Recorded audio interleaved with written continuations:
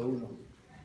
Yo necesito orar por mí y por ustedes. Padre, nos hemos congregado, como dice esa alabanza, solo por Jesús la sangre. Queremos darte las gracias, oh Dios, por esa sangre derramada, esa sangre carmesí, esa sangre que nos limpia de todo pecado, limpiando nuestra conciencia de obras muertas. Te damos gracias, oh Dios, que podemos, Señor, exaltarte, cantar alabanza, porque solamente los redimidos pueden cantar, solamente los redimidos en el cual tú has hecho esa salvación tan grande, podemos decir como María: engrandece mi alma al Señor y mi espíritu se regocija en Él, porque ha hecho grandes cosas y su nombre santo es. Padre, tenemos delante de nosotros esta carta de tu siervo Pablo a los romanos, una carta que es una de las más importantes que por tu Espíritu Santo tú le diste, Padre, a escribir. Es una carta que todo creyente debe leer y volver a leer, aún más que las demás epístolas. Dale prioridad por el significado que tiene, Padre, esta carta. Oh Dios, danos en esta hora entendimiento. Yo necesito, Padre, que por tu Espíritu tú ilumines mis pensamientos y que aquello que pueda edificar, ayudar y que sobre todo redunde para tu gloria pueda salir de mis labios. Toma mi corazón, mi mente, mis labios, todas mis facultades. Señor, dependo de ti, sin ti nada puedo hacer. Te pido por tu iglesia, tu amada, tus hijos, tus hijas, que también necesitan ser edificados por medio de esta palabra. Glorifícate y a ti daremos la gloria en el nombre de Jesús. Tenemos aquí, pues, como le dije, ¿verdad? Vamos a entrar a la carta del apóstol Pablo a los romanos. Será necesario que yo tome por lo menos 3 mensajes de esa carta, porque la carta tiene demasiada importancia para nosotros. Lo que voy a hacer en el día de hoy es que le voy a dar un panorama completo de toda la carta, y luego voy a ir al capítulo 1. Luego yo entraré en el segundo mensaje. Voy a tomar lo que es la justificación por la fe, dado la relevancia de ese tema. Y luego voy a ir al paréntesis que comienza en el capítulo 9, que es el asunto de Israel. Israel en el plan de Dios. Voy a predicar básicamente esos 3 mensajes. Pero lo primero es que tenemos que conocer, dar un panorama completo de esta carta. Primeramente, la carta a los romanos ha sido la carta que más ha influenciado al cristianismo de todos los escritos de Pablo. El apóstol Pablo escribió 14. Yo incluyo a Hebreos cuando digo 14, porque yo creo que el escritor fue el apóstol Pablo, que también escribió Hebreos.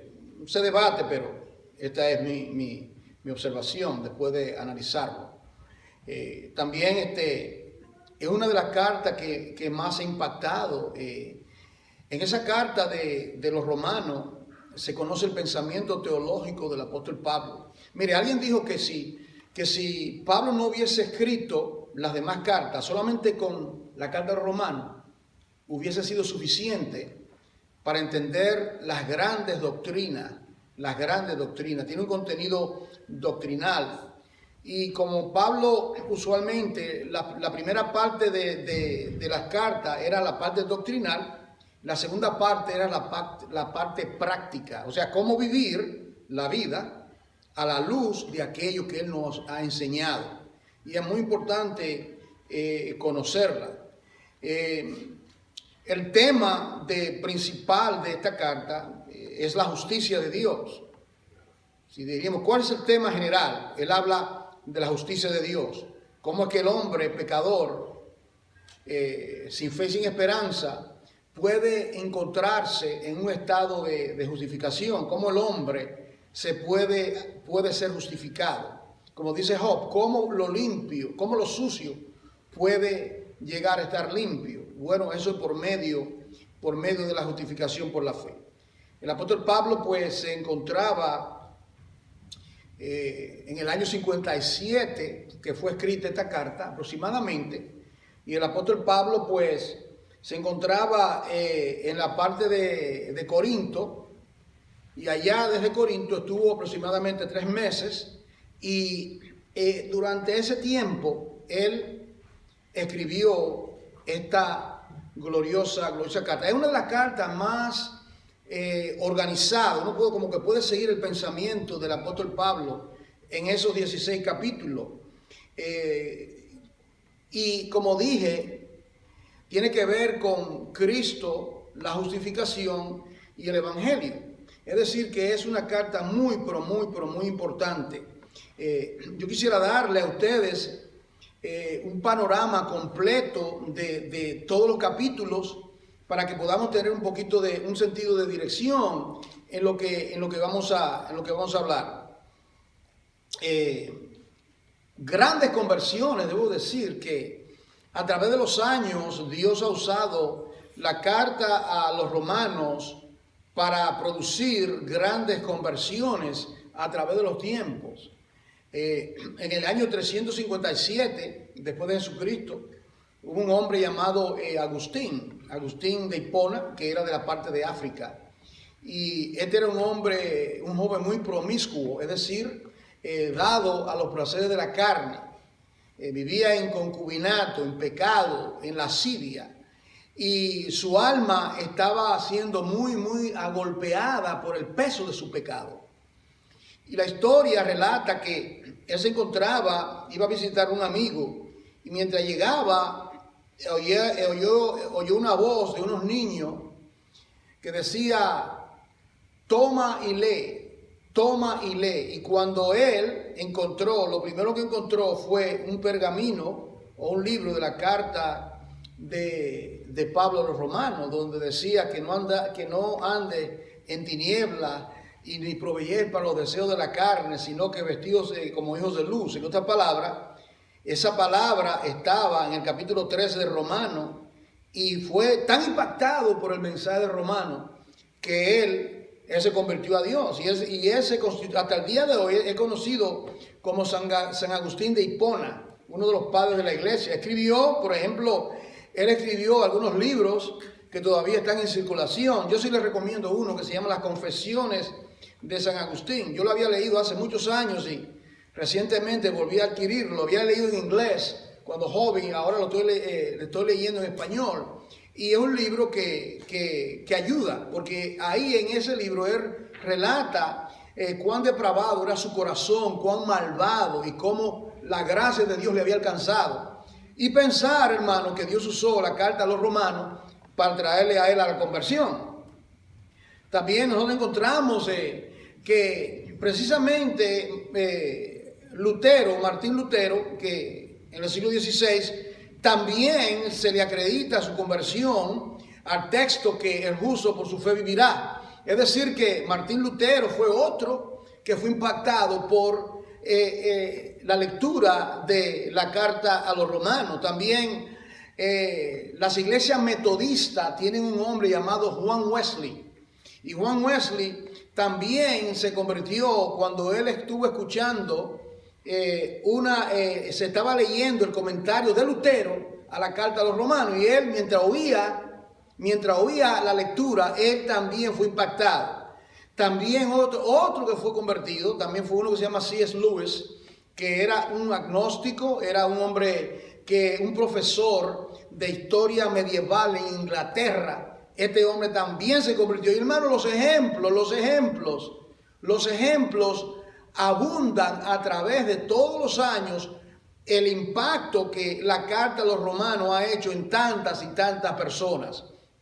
Y aquí nos encontramos nosotros en el día de hoy también estudiando dicha carta. Entonces aquí lo que vemos, vamos a darle, le quiero dar a ustedes un cuadro de toda la carta para luego entrar al capítulo 1. Eso es lo que queremos hacer en el día de hoy. Primeramente, la apertura de la carta, el capítulo 1, versículo 1 al 7, el apóstol habla de sus credenciales. Él habla de sus credenciales y ¿sabe cuál era el credencial de Pablo? Que él era un esclavo de Jesucristo. Ya eso lo hemos de ver. Esclavo de Jesucristo, es decir, capítulo 1 del 1 al 7. Del capítulo 1, versículo 8 al 15, él entra en acción de gracia y habla de su relación y su deseo de visitar a Roma.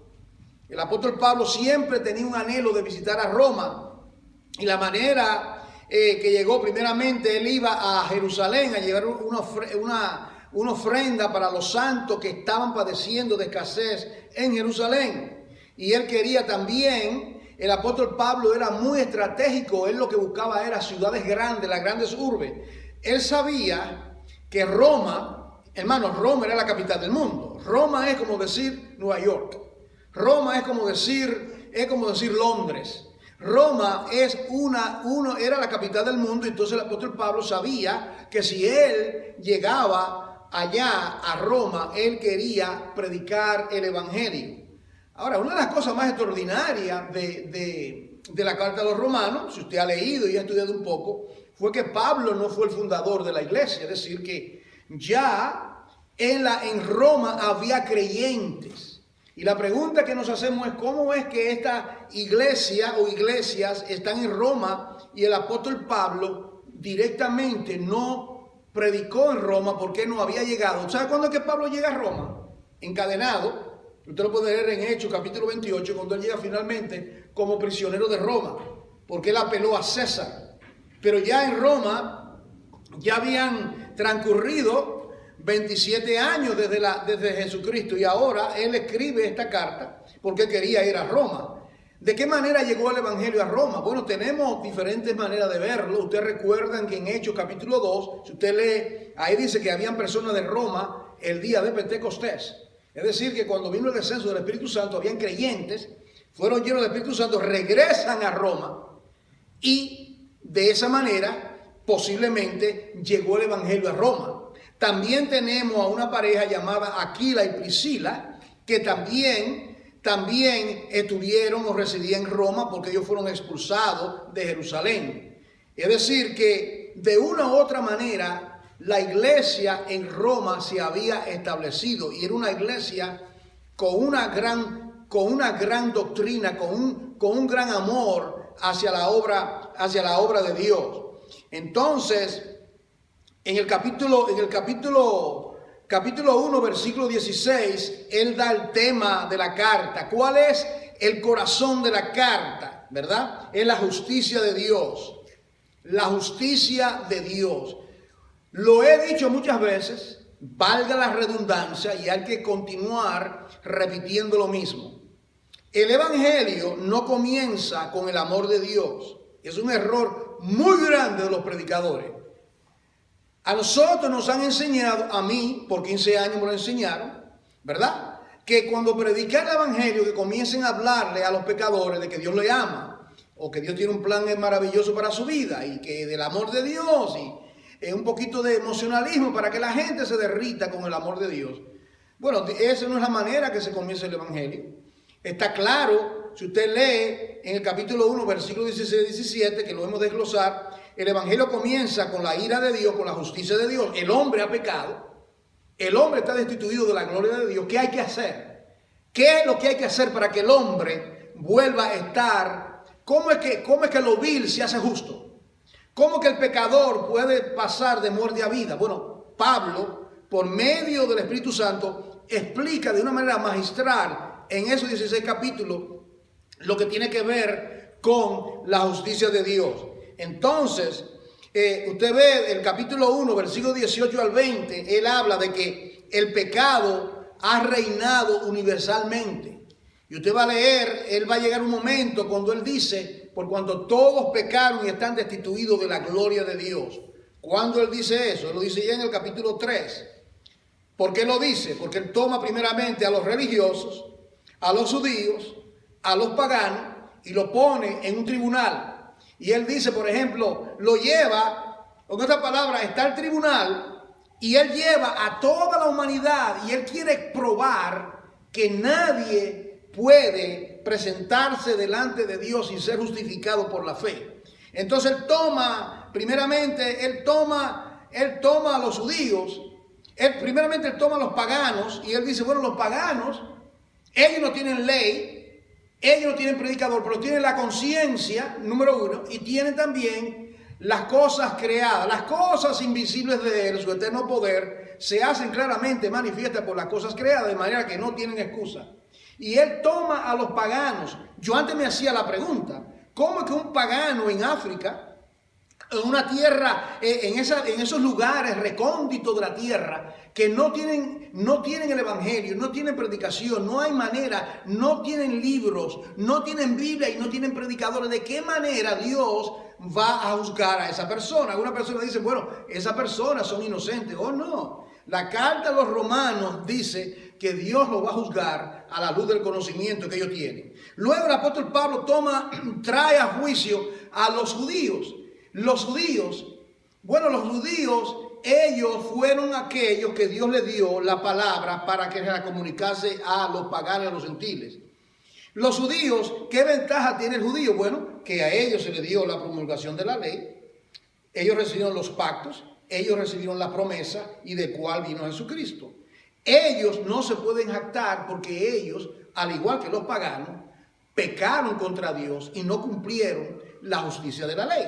Entonces luego él toma, en otras palabras, él toma todo el mundo entero y él dice para que toda boca se cierre y todo el mundo quede bajo la condenación de Dios. Pero ahí es que viene entonces la justificación por la fe. En otras palabras, el punto es que Dios tiene que señalarle al hombre su pecado, su maldad, su iniquidad, para luego levantarlo con el poder de la gracia y el poder del evangelio. Pero es necesario, primeramente, de una manera muy sencilla de explicarse de esa manera. Usted va al médico y el médico le dice, tengo para usted una mala noticia y una buena noticia. Y usted se asusta. Y usted le dice, ¿cuál quiere primero? Le dice el médico. ¿Cuál quiere? Le dice, bueno, deme la mala primero.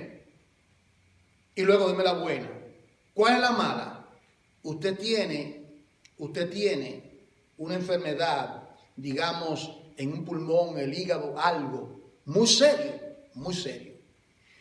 La mala noticia es que si usted no se opera de esa operación, si usted no se opera de eso, usted va a morir en 6 meses. Pero la buena noticia es que tenemos los medios de operarle y si usted sigue nuestras instrucciones, usted va a estar completamente restaurado y usted no se va a morir. La mala y luego la buena. Primeramente la mala y luego la buena. El evangelio nos habla de lo malo primero, que tenemos que ser operados por la espada del Espíritu, que tenemos que ser cortados, que el evangelio tiene que penetrar la dureza del corazón del hombre para que el hombre pueda tener vida y vida en abundancia. Y eso es lo que hace Pablo a partir del capítulo 3 en adelante. Entonces, en el versículo 18, él dice, al 32, que todas las personas tienen que dar cuenta delante de Dios por su pecado. Los judíos tienen que darle cuenta a Dios por su pecado. Capítulo 2, versículo 1, hasta el capítulo 3, versículo 8. Los judíos también entran en el juicio de Dios. También los judíos, ellos que critican y ellos dicen, bueno, nosotros no, porque nosotros somos de la descendencia de Abraham. Ustedes saben que los judíos creen que ellos tienen el cielo ganado porque ellos son descendientes de Abraham. Y Jesucristo resolvió ese argumento cuando él estaba en los días de su carne. Y él dijo, no todos los que descienden de Israel son israelitas, sino que en Abraham serán contados descendencia. Usted lo ha leído eso, ¿verdad? Él dijo, no, y Cristo dijo, no diga, recuerden cuando los fariseos le decían a él, hablando de nuestro padre, Abraham es nuestro padre, Abraham es nuestro padre. Y Jesucristo dijo, sí, vosotros sois de vuestro padre el diablo. Porque si fuese de la fe de Abraham, ustedes me amaran a mí, amaran mi palabra, tomaran mi palabra, se bebieran mi palabra como agua, por cuanto no soy de la descendencia de Abraham, ustedes son de vuestro padre el diablo.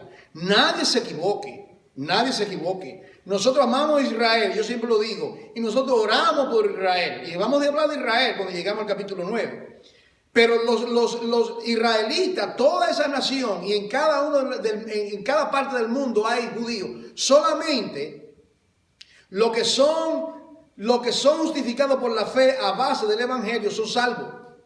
Aunque ellos usen todo el ropaje, todo lo que tengan su sinagoga, ellos si no aceptan que Jesucristo es el Salvador del mundo, el Redentor del mundo, y no son justificados por la fe, se perderán como cualquier gentil o pagano que no entrega su vida a Jesucristo. Porque a veces, el pueblo de Dios, como, y usted oye los creyentes, ¿verdad? El pueblo de Dios, como que ellos tienen el cielo ganado, y ellos están en mentira, están en idolatría, no aceptan al Mesías prometido, y usted cree que ellos van a entrar al cielo. De ninguna manera. Ellos entrarán al cielo a base de ser justificados por la fe. Y yo sé que hay muchos judíos que son salvos. Definitivamente. En Israel no solamente están la sinagoga, también congregaciones completas. Yo he visto videos que me han enviado, congregaciones completas, judíos que oyendo el evangelio, abrazando la fe. Bueno, me estoy anticipando, voy a hablar de eso cuando lleguemos al tercer mensaje. Quería darle esta nota, ¿verdad? Entonces, en el capítulo 2, versículo 17 en adelante, él habla con relación a la ley y a la circuncisión. Es un aspecto que nosotros vamos a hablar. En el capítulo 3, versículo 9, él dicta sentencia y dice que toda la humanidad está bajo condenación. Cuando llegamos al capítulo 3, versículo 21 en adelante, él habla de la justificación, ¿verdad? De la justificación por la fe. Ahora, también en el capítulo 4, aquí, cuando uno llega al capítulo 4, él habla que es solo por la fe. Ese viene siendo, yo diría, cuando él habla de la justicia de Dios, el corazón del argumento del apóstol Pablo es que es solo por la fe. Y la manera que él lo hace, él habla de la fe y las obras, capítulo 4, del 1 al 8. Luego el apóstol Pablo habla de la fe y la circuncisión. ¿Por qué él habla de la fe y la circuncisión? Porque los judíos pensaban que ellos, al circuncidarse, ellos tenían ya la llave al reino de los cielos. En otras palabras, hasta el día de hoy, el hecho de que ellos son judíos y que ellos se circuncidan, ellos piensan que ya tienen el cielo ganado, que nosotros somos los que estamos perdidos. El argumento del apóstol Pablo es un argumento magistral. Miren lo que Pablo dice. Por ejemplo, él dice, Abraham fue justificado por la fe antes del rito de la circuncisión. Abraham fue justificado por la fe, creyó, el texto más importante de Génesis 15:1, creyó Abraham a Dios y le fue contado por justicia. 400 años. Luego, mire esto, Abraham es justificado por la fe antes de ser circuncidado. Fue circuncidado a siglos después. Luego él habla, David también habla, después que vino el rito de la circuncisión, David habla, bienaventurado el hombre a quien Dios no le inculpa por pecado. También David fue justificado aún después que vino la ley. Es decir, que no tiene que ver con cumplir lo que dice la ley de una manera religiosa como lo hacían los judíos, sino que es por la fe. Creyó Abraham a Dios y le fue contado por justicia. Y luego en el capítulo 4, versículo 23 en adelante, él habla de esa justificación. En el capítulo 5, él habla de que habla de la justificación por la fe, y él dice, justificado pues por la fe, en el capítulo 5, tenemos paz con Dios, no por obra, para que nadie se gloríe. Entonces ahí, En el capítulo 5, versículo 12 al 21, él habla de 4 monarcas. Yo quiero decirle cuáles son esos 4 monarcas. El número 1, el pecado. Un monarca reinó el pecado por un hombre. Luego habla de que por causa del pecado, segundo monarca, reinó la muerte. Pero al Cristo morir por nosotros en el Calvario, ¿qué acontece? Viene la gracia y viene la vida. Viene la gracia y viene la vida. En otras palabras, por el pecado de Adán y por nuestro pecado, viene ¿qué? Viene la muerte. Porque por cuanto todos pecaron y están destituidos de la gloria de Dios. Pero cuando Cristo muere, derrama su sangre, nos apropiamos de su sacrificio, entonces reina, dice, así como la muerte reinó por un hombre, la muerte por Adán, así también por el derramamiento o por la justicia del postrer Adán o Jesucristo, reina la vida y la gracia. En el capítulo 6 del libro de Romanos, él entra a lo que es la esclavitud del pecado, él habla de morir al pecado. Entonces, la manera que uno muere al pecado, el capítulo 6 completo, es por medio de nuestra unión con Jesucristo. Nosotros somos liberados del poder del pecado para servir a la justicia. Capítulo 6, versículo 15 al 23. En el capítulo 7, liberación de la esclavitud de la ley. Ese es el capítulo, uno de los capítulos que a mí me gusta mucho porque en ese capítulo se ve la lucha de todo creyente. ¿Ustedes han leído ese capítulo, verdad? Dice, yo veo la ley y yo me deleito en la ley de Dios, el mandamiento, yo amo la ley de Dios. Pero encuentro también en mí otra ley que me lleva o me quiere arrastrar al pecado. Y luego él dice, miserable hombre de mí. ¿Quién me librará de este cuerpo de muerte? Entonces, en el creyente nosotros tenemos 2 naturalezas simultáneas. Nosotros hemos nacido de nuevo, pero todavía tenemos una lucha con el pecado. Es que este es el asunto. Tenemos una lucha con el pecado. Entonces, la manera de vencer al pecado, esta palabra, anteriormente, mire, una manera para entenderlo de esta manera. Anteriormente, como usted no había nacido de nuevo, usted no tenía ningún poder, ninguna resistencia contra el pecado. Usted pecaba y ni aún le daba mente a continuar pecando. Era así. Pero ahora, cuando uno es creyente, cuando el Espíritu de Dios viene a la vida de uno, cuando el Espíritu Santo viene a morar en la vida de uno, entonces, de manera que si alguno está en Cristo, nueva criatura es, las cosas viejas pasaron y aquí todas son hechas nuevas.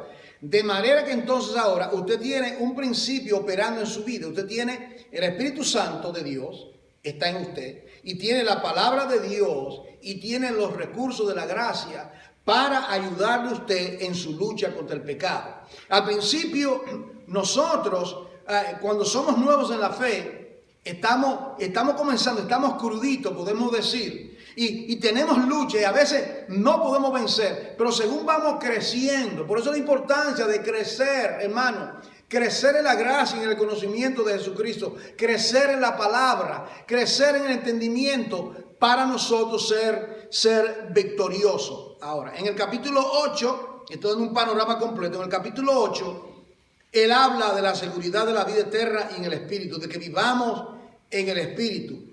Hemos recibido el espíritu de vida, hemos recibido el espíritu de adopción, hemos recibido el espíritu de gloria, por el cual decimos Abba, Padre.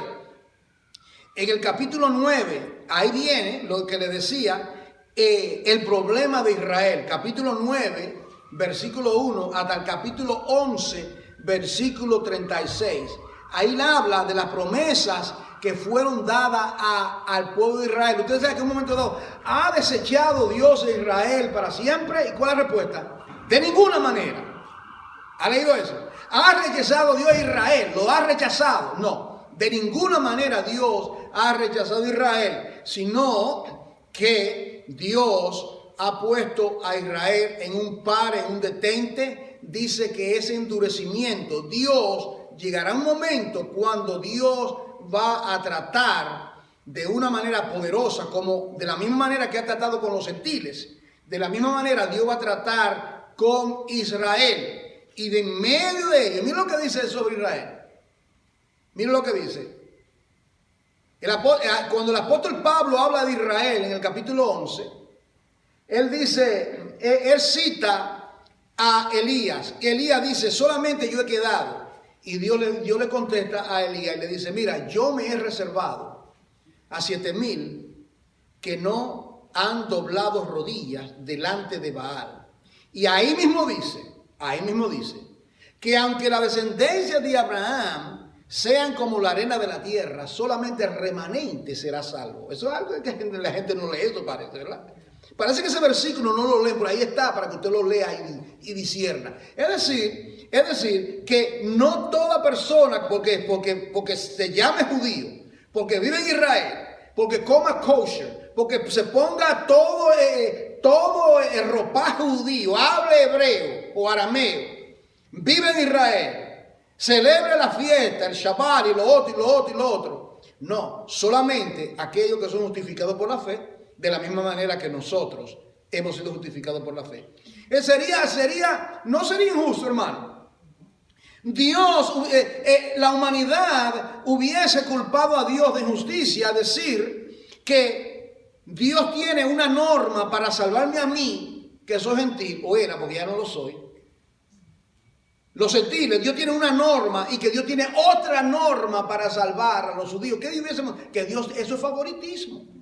Dios es injusto. ¿Cómo que Dios va a salvar a esta gente malvada? Los que dieron el voto, crucifícale, y a ellos le abre la puerta bien amplia para que entren al cielo, y a nosotros los gentiles nos pone el camino duro. Hubiésemos nosotros culpado a Dios de ser injusto. Dios no es injusto. El problema es que no entendemos las escrituras y el plan de Dios, y por eso que tenemos que escudriñarla. Pero ya entraremos en eso en un par de semanas. En el capítulo 9, versículo 6 en adelante, se define lo que es la promesa a Israel, ¿verdad? En el capítulo 9. En el capítulo 9, versículo 24 en adelante, el llamado de Dios a un nuevo pueblo.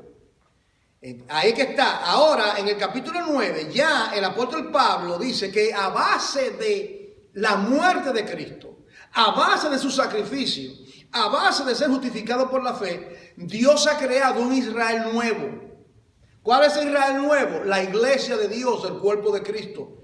Donde dice, no lo ha leído, ya no hay judío, ya no hay griego, sino que somos un varón en Cristo Jesús. En otras palabras, los estatus ya no existen una vez estamos en Cristo. Ya no hay judío. En otras palabras, escuche bien, cuando un judío se convierte a Jesucristo, él no se puede considerar judío en el sentido espiritual. Él puede decir, yo nací en Israel, yo tengo descendencia, yo soy descendiente, incluyendo de una de las tribus, pero él no puede venir ahora a la iglesia con esos títulos. ¿Me está entendiendo? Ya no hay judío, ya no hay gentil, ya no hay hombre, ya no hay mujer, sino que todos somos uno en Cristo. En otras palabras, la muerte de Cristo, la justificación por la fe es el gran reconciliador. Lo que ha unificado al pueblo de Dios ha sido la muerte de Cristo Jesús, que trajo a la vida y la inmortalidad por el Evangelio. En el capítulo 9, versículo 30 al capítulo 10, versículo 13, el apóstol Pablo habla de los gentiles e Israel y la justicia de Dios. En el capítulo 10, la justicia de Dios y su propia justicia. En el capítulo 10, versículos 5 al 13, él habla del evangelio y la ley. ¿Cuál es la diferencia en el evangelio y la ley? Ahora, cuando uno llega al capítulo 11, ya lo he dicho, se define la promesa. Se habla de aquellos que han sido endurecidos y el endurecimiento de Israel. ¿Por qué que Israel es tan duro para el evangelio? Ahí lo dice. Ahí dice por qué que Israel es tan duro para el evangelio. Luego entonces, en el capítulo 11, versículo dice, el propósito de Dios en el rechazo de Israel. En otras palabras, que cuando Israel rechazó al Mesías, ¿saben lo que hizo? ¿Ustedes no te recuerdan el apóstol Pablo? Que el apóstol Pablo fue llamado el apóstol. Por ejemplo, Pedro fue a lo de la circuncisión. y Pablo fue a la de la incircuncisión. ¿Qué hizo Pablo cuando él veía que no aceptaban, que él estaba predicando a los judíos? ¿Qué dijeron? Bueno, vamos a sacudir los polvos de nuestros pies y nos vamos a ir a los gentiles. ¿Y cuándo se cumplió eso? Hechos capítulo 10. Pedro mata y come. Recuerda, Pedro mata y come. ¿Y quién entraron ahí? Cornelio, que era un centurión romano, gentil. Y ahí se abre la puerta al evangelio a los gentiles. Ahí comienza el endurecimiento del corazón de Israel. Y luego dice que ahí Dios le abrió la puerta a los gentiles. Por eso somos salvos. De una manera que nosotros no podemos entender, Dios nos abrió la puerta de par en par. Y llegó el evangelio. Note usted, el apóstol Pablo quería España, él lo dice. Él quería España y luego va a Roma. Y finalmente de Roma, la capital del mundo, el evangelio se fue expandiendo por todo el mundo hasta que llegó a la isla donde usted vive, donde nosotros estamos viviendo en el día de hoy. Ahora, luego, cuando se llega al capítulo 12 al 16, el apóstol Pablo entra ahí. Él ha estado exponiendo las doctrinas, la justificación por la fe, el endurecimiento de Israel, Abraham, todas las doctrinas. ¿Qué hace en el capítulo 12 en adelante? Ahora, bueno, ¿cómo debemos vivir a la luz de todo eso que le he enseñado? ¿Cómo se debe vivir? Porque la doctrina es solamente para uno analizarla o definirla, es para vivirla. ¿Cómo podemos nosotros integrar eso que Él nos habló? En el capítulo 12 hasta el capítulo 13, Él habla, ¿qué dice? Por los demás, hermanos, os ruego, ¿recuerdan?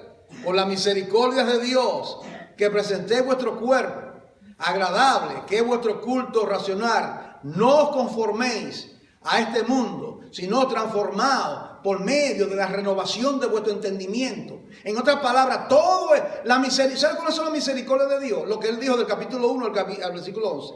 Todo eso es la misericordia de Dios. Le he enumerado toda la misericordia de Dios. A la luz de todo eso, vivan conforme a esa palabra.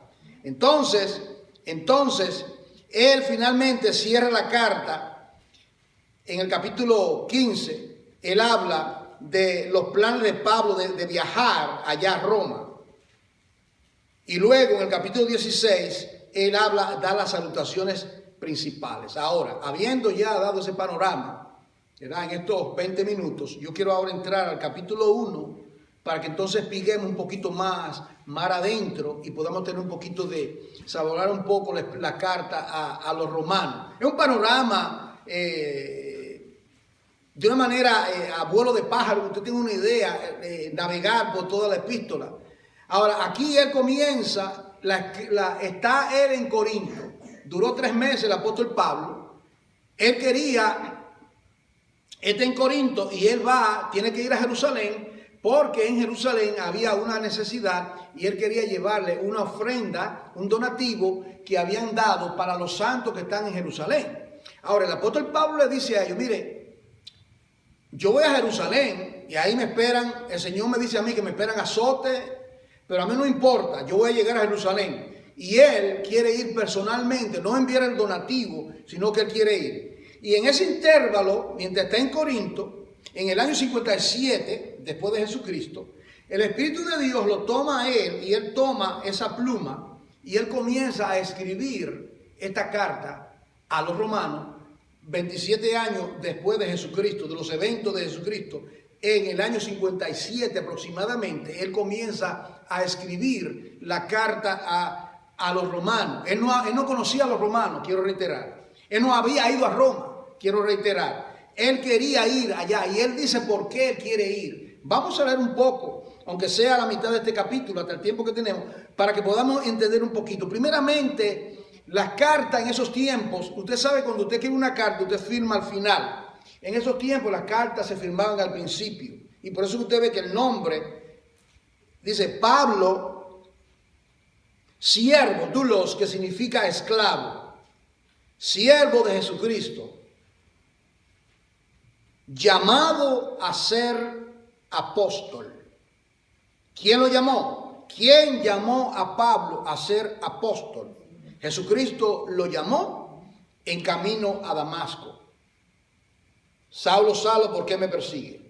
Los llamamientos vienen de parte de Dios. ¿Qué significa la palabra apóstol? Significa uno que es enviado con una comisión. Apóstol. Yo soy apóstol, no porque se autonombra, como hay miles por ahí que se autonombran apóstoles, aún apóstolas, mujeres. Dios mío, ¿dónde está eso en la Biblia?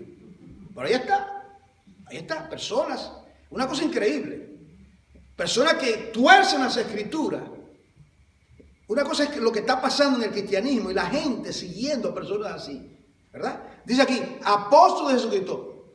¿Cómo fue apóstol? Dice, apartado. La palabra apartado significa santificado. Sé santo porque yo soy santo. Apartado. ¿Para qué Dios lo apartó a Pablo particularmente? Dios lo apartó para el evangelio, para que proclamase las buenas nuevas de salvación, para que predicase el evangelio, apartado para el evangelio de Dios. Ahora, ese evangelio de Dios que él fue apartado, Dios lo había prometido antes por sus profetas en las Santas Escrituras. Mire, capte el principio.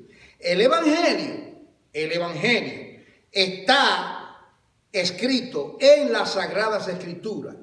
¿A qué escritura se refiere Pablo?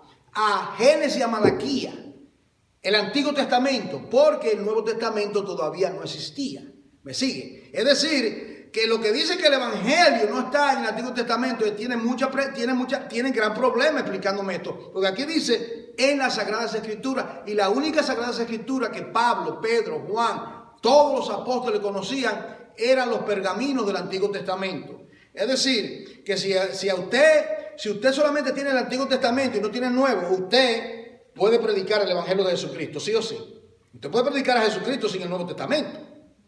Por eso es que es importante conocer el Antiguo Testamento. Siempre usted ve que cuando yo predico, usualmente busco siempre las raíces, ¿verdad? Vamos al Antiguo Testamento, buscamos las raíces del Antiguo Testamento para poder conocer las cosas de su origen. Ahora dice aquí que Dios había prometido, es una promesa. Entonces, número uno, el Evangelio está en las Escrituras.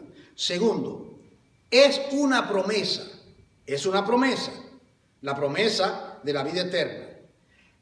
¿Cuál es la temática, el tema del Evangelio? Ahí lo dice, acerca de su Hijo. Lo que es el Evangelio habla de una persona, habla de la simiente de la mujer, Génesis 3:15, habla del Mesías prometido, un Salvador divinamente escogido desde antes de la fundación del mundo para redimir al pueblo de Dios de sus pecados, de toda nación, tribu y lengua. Dice, acerca de su Hijo, nuestro Señor Jesucristo. Ahora, ¿cuáles eran los credenciales de Jesucristo? Bueno, que era del linaje de David, según la carne, de la tribu de Judá, que fue declarado Hijo de Dios con poder. Fue declarado Hijo de Dios con poder. Pregunta, ¿quién fue que declaró a Jesucristo Hijo de Dios con poder? 3 veces en el Nuevo Testamento usted lee lo siguiente: este es mi Hijo amado, en quien tengo contentamiento. Para darle ejemplo, cuando Juan el Bautista lo bautizó en el río Jordán, dio testimonio. Otra ocasión fue en Mateo 16 o 18, no recuerdo bien, creo que fue 16, cuando Jacobo, Pedro y Juan suben al monte con el Señor. Los otros 9 discípulos se quedan al pie del monte. Allí se le presenta una visión y ven a Moisés, la ley, y ven a Elías, los profetas. Y Pedro dice, hagamos 3 pabellones. ¿Recuerdan ese pasaje? Entonces el Padre habla y ¿qué dice? Este es mi Hijo amado, en quien tengo contentamiento. Es decir, que lo que dice aquí el Padre declaró a Jesucristo Hijo de Dios. No sé si usted está captando. Es irrelevante. Todo ser humano, toda persona que nace en el planeta, tiene, antes de morir, tiene que reconocer lo siguiente. Fue Jesucristo un hombre de la historia, un gran personaje como Muhammad Gandhi, Platón, Sócrates, Aristóteles, un gran hombre, Napoleón Bonaparte, o un gran hombre. Fue Jesucristo, era un lunático, un hombre de mente, o tercero, la otra opción, es el Hijo de Dios, y por lo tanto tengo que postrarme, confesar mi pecado y adorarle. Esas son las opciones. ¿Tú crees que eso? Mira, piense si hay otra en su mente, analice lo que le estoy diciendo.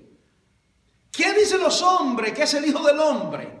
Bueno, que tú eres Elías, carne y sangre, que tú eres el otro, carne y sangre. ¿Y ustedes quién dicen que yo soy? ¿Y cuál fue la respuesta? Tú eres el Cristo, el Hijo del Dios viviente. ¿Quién se lo reveló a Pedro? ¿Me está entendiendo? Entonces, dice aquí, el Padre declara que Cristo es el Hijo de Dios viviente. El Hijo de Dios. Y los hijos de Dios se les revela que Cristo es Hijo de Dios por el mismo Espíritu de Dios. Nosotros conocemos que Cristo es el Hijo de Dios porque Dios se nos ha revelado. No, yo no he oído una voz del cielo, ni pienso oírla, ni es necesario que la oiga. Yo sé que Cristo es el Hijo de Dios, que Él es mi Salvador, igual que usted. Cristo es el Hijo de Dios viviente. Hay que confesarle. Entonces dice aquí, declarado Hijo de Dios con poder. Mire esto, según el Espíritu de santidad, por la resurrección de entre los muertos. Es decir, que este Jesús, que profetizado desde Génesis 3:15, a través de toda la historia del pueblo de Dios, que este Jesús, el que vivió 33 años, una vida santa delante de Dios y los hombres, que ese Jesucristo murió en el Calvario, fue depositado en la tumba de José de Arimatea. Al tercer día, el Padre lo resucitó con poder. Lo resucitó con poder. Y ahora dice Pablo, que en versículo 5, lo resucita con poder. Ahora, por esa resurrección de los muertos, recibimos algo. Note usted. ¿Por quién? Por Cristo, el Cristo resucitado, recibimos dos cosas: la gracia y el apostolado. Mire esto, la gracia y el apostolado. ¿Cuál es el primer don de gracia que recibimos? A Cristo mismo como don. El primer don, el don de los dones, es Cristo como don. Y juntamente con Él, ¿cómo que dice? Que si nosotros tenemos a Cristo, al Hijo, ¿cómo no nos dará, ha leído, juntamente con Él, cuántas cosas? Todas las cosas. Todo es nuestro. Una de las cosas que más me impacta, me maravilla, ¿no sabéis que vosotros juzgaréis ángeles? ¿Y cómo que ustedes se ponen a estar discutiendo si ustedes van a juzgar ángeles? Le dice el Señor. Y luego le dice, ¿no sabéis que ustedes estarán juzgando a las 12 tribus de Israel? ¿No sabéis que estarán en 12 tronos reinando el mundo? Reinando el mundo, no el universo, juntamente con Jesucristo. Le dice Cristo a los apóstoles. Y es decir que entonces no ha dado la gracia y no ha dado el apostolado. ¿Qué significa el apostolado? Hay que definirlo. Bueno, vamos a definir la Biblia es su propio intérprete. La Biblia es su propio intérprete. Okay. Dije que Pablo es un apóstol. Lo dije, ¿verdad? Apóstol, que es un llamado a predicar el evangelio. Ahora, aquí le dice Pablo que todos los creyentes hemos recibido un apostolado. ¿Qué significa eso? Que también somos enviados. ¿Me sigue? Que somos enviados de la misma manera.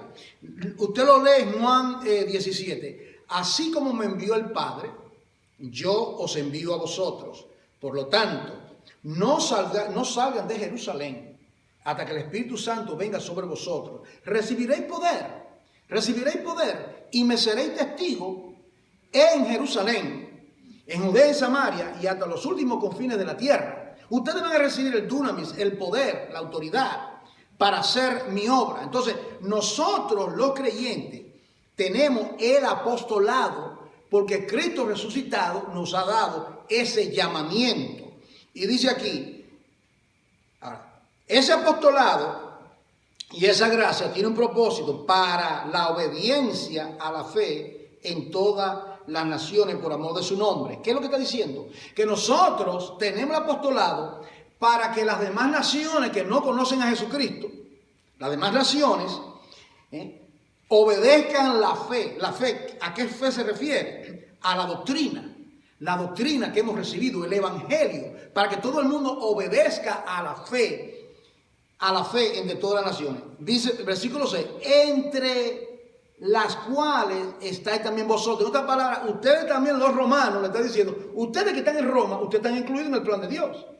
Si Pablo escribe esta carta a nosotros, ustedes que están en Nueva York, en el condado del Bronx, eso es para ustedes también. Ustedes han recibido el apostolado, han recibido la gracia por el poder del evangelio. Y le dice, ahora, también en vosotros, llamados, mire esto hermano, a ser de quién. En otras palabras, a ser esclavo. Yo soy esclavo, mire esto hermano. Pablo es apóstol, nosotros tenemos el apostolado. Pablo recibe un ministerio, nosotros recibimos un ministerio. Pablo es esclavo, doulos, de Jesucristo. Nosotros pertenecemos a Jesucristo. A todo lo que estáis en Roma. Y aquí viene. Amados de Dios, llamados a ser santos. Mire esto. Llamados a ser santos. ¿Dónde aparece esa expresión de ser santo? En primera vez en la Biblia. En Éxodo, ¿no? Capítulo 3. Quítate el zapato de tus pies, porque la tierra que está pisando, tierra santa es. Y luego en Levítico, sé santo porque yo soy santo. La palabra santo significa separado. La palabra santo significa diferente. No significa ser perfecto, porque en la tierra ninguno de nosotros lo somos, sino que cada día somos transformados por la palabra, por la oración, por la comunión con Dios. Somos transformados por el poder del evangelio. Una persona que no cambia, ahí llovió y no pasó nada. Usted me oye que lo digo. Si el evangelio no cambia la vida de uno, ahí no pasó nada, mi hermano. Tiene que haber cambio en la vida de uno. Gradualmente, cambio. Yo oí una persona que de una vez, ay hermano, es que ella siempre ha sido así, desde niña ella siempre ha sido malcriada y hoy ahora es cristiana. Como decía mi pastor, ¿con qué se come eso? En otras palabras, es cristiana, era malcriada de niña y ahora es cristiana y va a seguir con su mala crianza. No me hable a mí de eso, por favor. No es que ella sea perfecta, pero si ahora, ¿dónde está 2 Corintios 5:17? De manera que si alguno está en Cristo, nueva criatura es. Las cosas viejas pasaron. Eso no significa que uno de la noche a la mañana, ¿verdad? Va a estar en una perfección, pero gradualmente. Dios está tratando con la vida suya, con la vida mía. Dios toma la palabra, nos corta, nos corrige, nos amonesta. Oímos un mensaje, oímos un cántico, oímos una exhortación de un hermano que nos da. Y eso va obrando en nuestras vidas, hermano. Tiene que haber cambio en la vida de uno. Dice aquí, llamados a ser santos. Dos cosas dice, gracia y paz. Gracia y paz. Yo siempre digo, ¿y por qué no paz y gracia? Porque primeramente es la manifestación de su gracia, porque éramos enemigos. Y ahora tenemos la paz de Dios, porque tenemos paz con Dios. Primeramente paz con Dios, porque éramos enemigos de Dios. Y ahora la gracia se manifiesta, ¿verdad? Somos salvos por gracia. La gracia es un don inmerecido. La gracia es el regalo de Dios. Dice, gracia y paz a vosotros de nuestro Padre y del Señor Jesucristo. Ahora, Aquí viene la oración de Pablo, en el capítulo 1, versículo 8. Él dice, primeramente doy gracias a mi Dios, mediante de Jesucristo, con respecto a vosotros, de que vuestra fe se divulga por todo el mundo. Miren lo que dice Pablo. Pablo le da gracia a la iglesia que está en Roma, o las iglesias, porque la fe, o dice aquí, porque vuestra fe, dice él, se está divulgando por todo el mundo. La palabra fe aquí, hay que entender la palabra fe. No es fe en el sentido de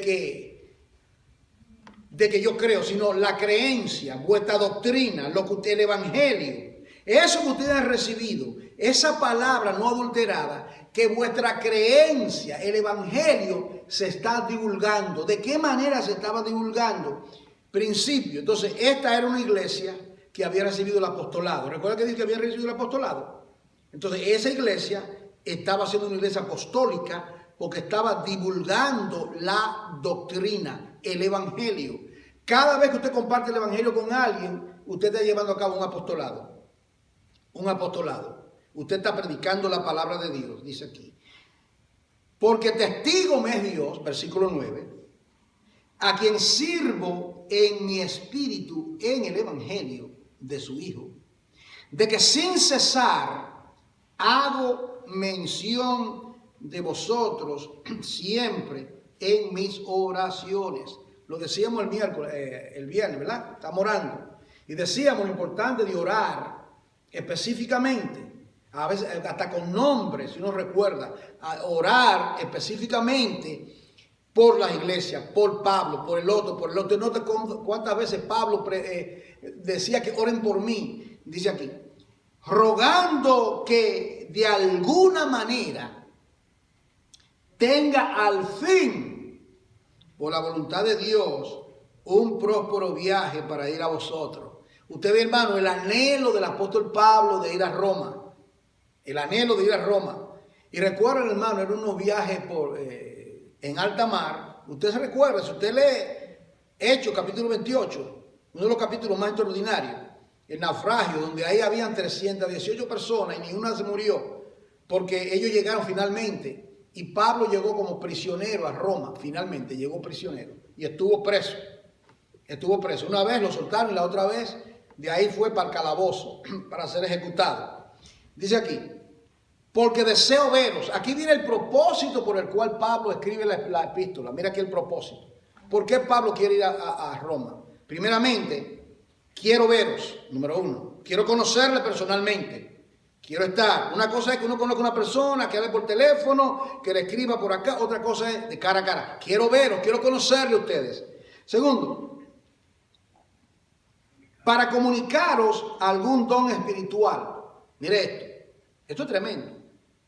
Comunicar algún don espiritual. Es decir, que es posible, y bíblicamente, orar por alguien para que reciba de parte de Dios algún don espiritual. Uno ora. Por ejemplo, usted puede orar por una persona, Señor, impártele el don de la sabiduría, impártele el don de la ciencia, imparte el don que sea, de lo que menciona la palabra de Dios.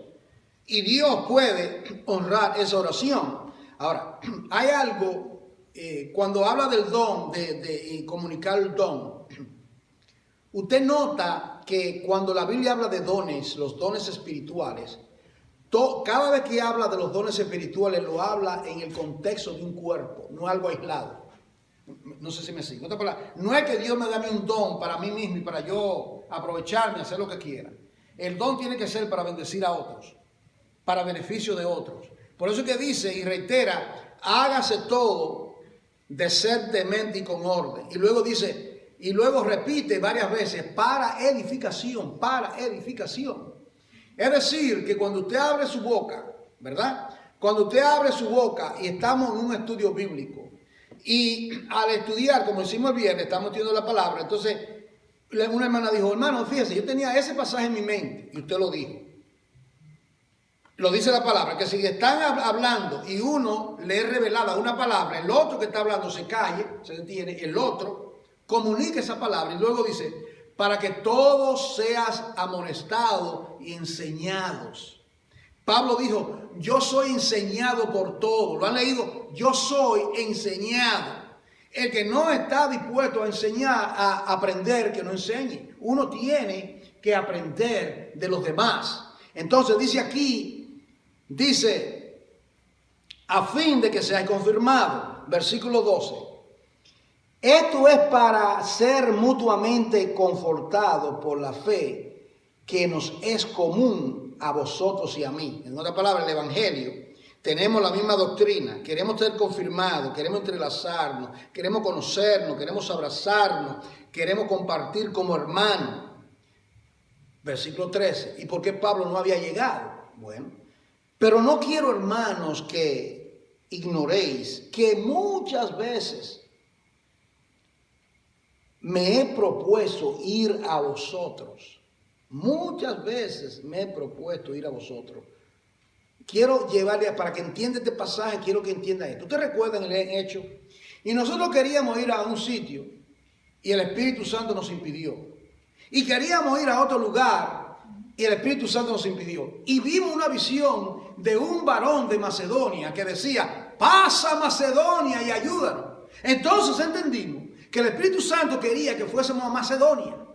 ¿Me está entendiendo, hermano? En otras palabras, Pablo en el libro de los Hechos quiso ir por otros lugares, Dios se lo impide y él va a Macedonia, porque era para Macedonia donde Dios quería. Ahora Pablo aquí, él le dice a los romanos, le dice, miren hermano,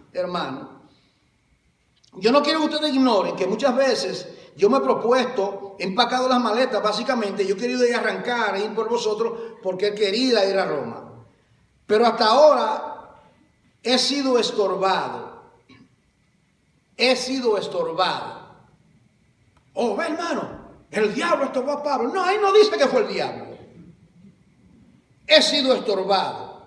En otras palabras, un hombre, por una parte nosotros ignoramos las maquinaciones del enemigo. Y cuando es el maligno, Pablo lo dice, es el maligno, él lo dice. Él dice cuando es el maligno. No ignoramos sus maquinaciones. Aquí dice, he sido estorbado. ¿Para qué quiere ir? Tercera razón. Para tener también entre vosotros algún fruto. Número uno, quiero ir a vosotros porque tengo deseo de conocerlo. Segundo, quiero comunicarle algún don espiritual. Tercero, quiero confirmarlo y que entrelacemos lo que tiene que ver con la otra. Cuarto, yo quiero también tener algún fruto como entre los demás gentiles. En otras palabras, yo quiero sembrar entre ustedes para que haya fruto. Eso es lo que Dios quiere, fruto. Y luego dice, como también entre los gentiles, entre otros, ellos eran gentiles. La iglesia de Roma era 90% de gentiles, hermano, de gentiles. Y es maravilloso cómo el poder del evangelio ya había llegado a Roma. Había llegado a Roma y Pablo no fue el primero. Pablo, habían otros que fueron. Ahora, miren lo que dice aquí. Ahora aquí viene la deuda del apóstol Pablo. Él tiene una deuda, como todos nosotros tenemos una deuda. ¿Cuál es la deuda? A griego y a no griego, a sabios y a no sabios, yo soy deudor. En otras palabras, los griegos eran la persona más culta hasta el día de hoy. Mire, usted ha estudiado un poquito en la escuela, hemos estudiado un poco de Roma, los 12 Césares de Roma, que Sócrates, que el otro, la literatura, las grandes esculturas, grandes pintores, es una cultura rica, tiene un conocimiento, una historia muy, pero muy bella. Roma, la sabiduría. Y dice Pablo, yo tengo deuda como los que son sabios, como también los que no son sabios. Soy deudor. Así que en cuanto a mí, número uno, tengo una deuda. Segundo, estoy preparado. Estoy preparado. Pronto estoy a anunciaros el evangelio. También a vosotros que estáis en Roma. yo estoy preparado para llevar el evangelio a vosotros que estáis en Roma. Pregunta, pero el evangelio no había llegado a Roma. Sí, había llegado a Roma.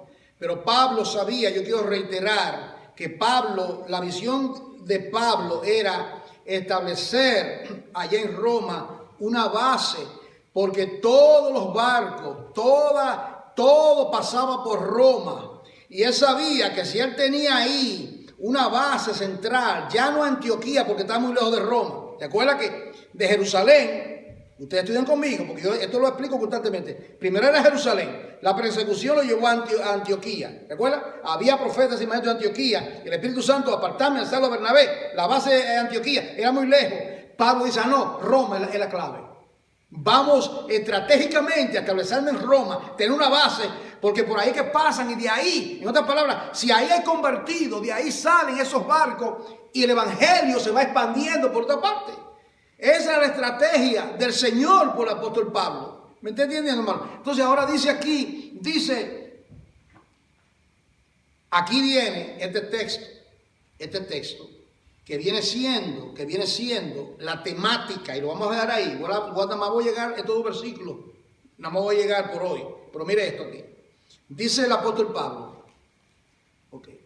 primeramente yo tengo una deuda. Segundo, yo quiero anunciar el evangelio a los romanos, a los griegos, a quien sea. Y la razón es la siguiente. Yo no me avergüenzo del evangelio. Esa es la razón. Yo no me avergüenzo del evangelio. Ahora, estar en Roma era para avergonzarse del evangelio. Vivir en Roma, un lugar tan culto, una persona de tanta elocuencia, ¿verdad? Si usted estudia un poquito de la historia de Roma, de donde vinieron todos esos filósofos, todas esas personas que se daban a la oratoria, que se daban a los discursos, que se daban a las discusiones, que se daban a los escritos y demás. Y Pablo dice, lo dice la palabra, que para los griegos, para los demás es locura, el evangelio es locura, pero para nosotros, poder y sabiduría de Dios. Mira lo que dice aquí. Dice, porque no me avergüenzo del evangelio, porque es dunamis. La palabra poder ahí es la palabra dunamis, de donde viene la palabra dinamita. Así es, dunamis. La palabra dinamita. El evangelio es la dinamita de Dios. ¿Y por qué dice que el evangelio es el poder de Dios? Es el poder que le quita a uno las escamas de los ojos. Es el poder que rompe el corazón de piedra. Es el poder del evangelio que nos justifica por la fe. Es el poder del evangelio que nos traspasa de muerte a vida. Es el poder del evangelio que quita esa ceguera espiritual. Yo casi creo, pero que no estoy seguro. El evangelio impacta los corazones y hace que uno se postre delante de Él y adorarle a Él y saber que Él es nuestro Dios. Y que no hay otro camino, que no hay otro recurso, sino el Señor, el poder del evangelio, el poder del evangelio. Un misionero tenía una caja llena, bien grande, y él puso en la caja dinamita. Y entra uno de sus ayudantes a ese lugar y dice, ¡ay! Usted tiene dinamita ahí, que cuidado que se explota. Abra la dinamita, abra la caja. Cuando abrió la caja, estaba llena de Biblia y de literatura para llevarle a las personas que iban a predicar el evangelio. Le llamó dinamita porque eso es lo que es el evangelio, poder de Dios para salvación. Hermano, confíe en el poder del evangelio. Confíe que el evangelio es que va a traer a la salvación a sus seres que no le conocen. Yo les he relatado muchas veces cuántos años yo oraba por mi mamá, 17 creo que fueron. Esa viejita era dura, pero bien dura, hermano. Pero cuando yo no lo esperaba, el poder del evangelio le llegó a ese corazón. Le llegó el momento. Así que no cese de orar y orar y orar, que a su debido tiempo va a impactar. ¿Y qué hace el evangelio? Porque el evangelio es poder de Dios para salvación.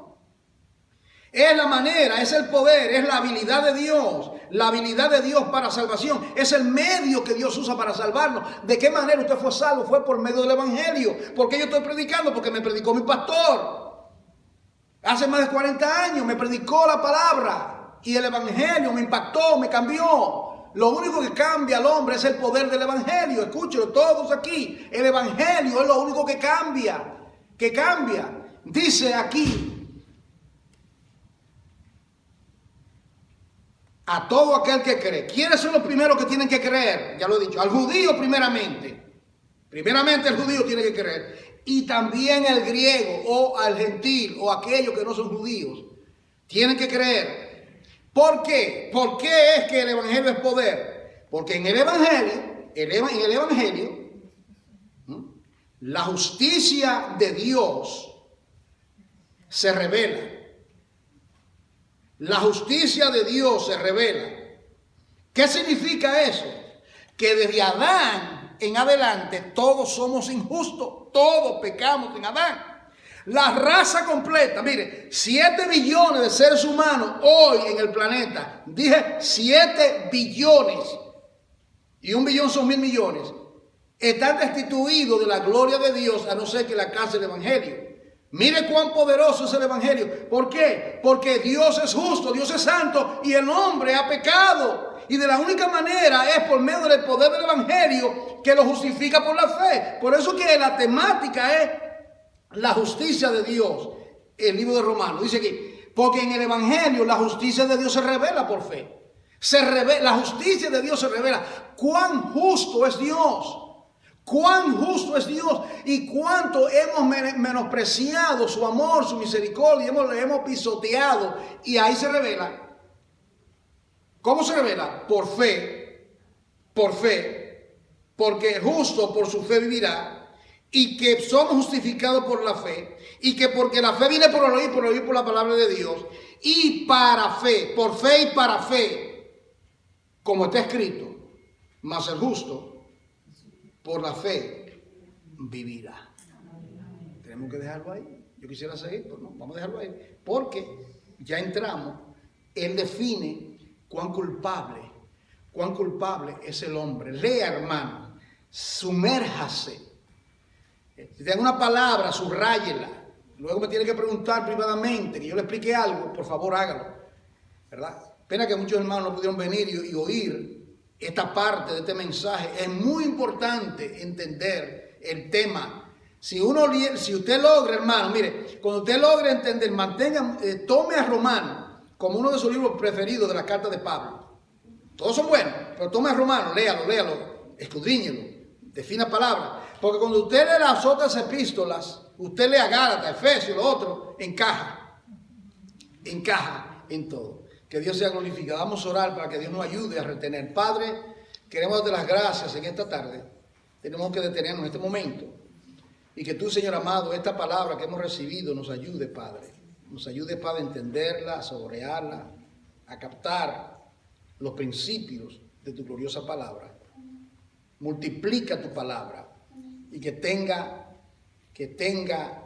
Padre, producto para gloria tuya. Si alguna persona todavía no es de Cristo y quiere, ¿verdad? Dios lo llama a usted al arrepentimiento en esta hora por medio del evangelio. Usted debe de analizar lo que se dijo en el corazón y entender que todavía usted, el evangelio de Cristo que le fue predicado, todavía usted no se ha tornado a Dios, que usted se torne a Dios. Ese es el evangelio. Que Dios sea glorificado en esta hora.